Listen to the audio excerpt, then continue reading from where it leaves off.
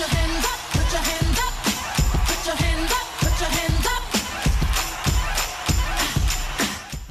Hello, all my ladies out there that won't be single for long. That's because you got the ring. Congratulations. You know, this time of year, there's so many new brides. Whether you got proposed to Christmas Eve, Christmas Day, New Year's Eve, or New Year's Day, you got the ring. I'm excited for you. I know you're excited and running around and telling all of your friends and family, and there is so much to think about. I know you've already started to compile that checklist in your mind. We're gonna help you figure out all the things you need to start thinking about right now. And when it came to planning my wedding, one lady I just went running to was this lady, Kathy Peach Lucas. Hello, Vanessa. Hey, boo, you're the mastermind behind Your Dream Day Cafe. Talk to your family. Yes. Because that will then dictate a lot of other things, where the wedding is going to be located, and then obviously that just dictates your venue. They may have some things that you're not even aware of that you need to do. Like, for example, if you're doing an Indian wedding,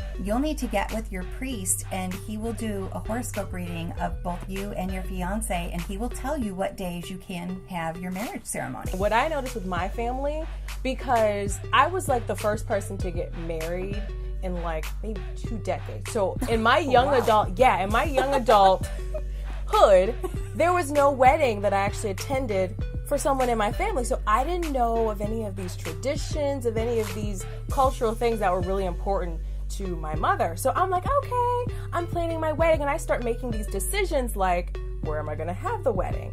Or, you know, my wedding venue and everything. I'm like, no, you can't do that because this tradition. Oh, no, you can't do that because this and that. And we were butting heads and talking about religion. Make sure you and your fiance are on the same page, because that will dictate your ceremony, which is probably the most important part of the wedding. And having 2 religions blend together is becoming more and more common. Right. Just find out if there are any deal breakers with your particular religion or your particular church, and figure out, is there a way that you can have a middle ground with it. There we go. And number 3, do not be so wrapped up on that date. You gotta be able to let it go.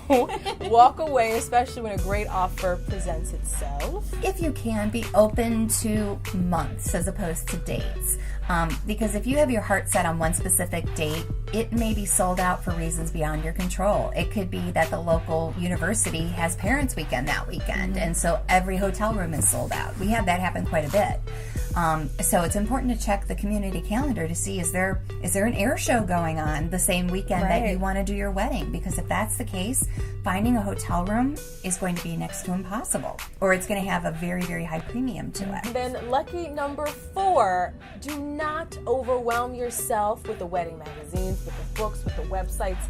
They're all great tools, great resources, but Kathy, we say just choose a few. I went to Barnes & Noble's and I bought like 10 or 15 magazines. I bought the books. This is the official wedding planning, the ultimate wedding planning book. I bought like 5 of those. You could look at that stuff for 24 hours a day. That's going to drive you nuts. So, just get an idea of what you like and don't like. Buy some magazines, rip out pictures of things you like and don't like. Pinterest is a great resource, and I always tell brides, create a special folder just for your wedding and pin things in there that you like and don't like, and share that with your vendors when you meet with them, because they'll be able to interpret what it is that's going on up here if they can get an idea of what it is you like and don't like. And number 5, the 5th and final, and the most important probably, do not stress. Like you said, this is a beautiful time. It's fun. You want to enjoy yourself. And honestly, this is that period of time that you should now grow closer to your fiance. Sometimes you'll bicker. You will bicker during the wedding planning process. Well, you think about it. This is the first big project you have together as a couple. Focus on, the 2 of you. Focus on the fact that your friends and family traveled, sometimes hundreds of miles to come and see this and celebrate this with you. That's the most important part of a wedding. The flowers, the cake, the dinner, the dancing, that's the fun part of it, but that's the party part of it. This is a time when you are now at the preliminary stages of building a family and everything that comes with it. So, Kathy, thank you so much for hanging out. You guys are now armed with everything you need to know to now start taking that wedding planning journey.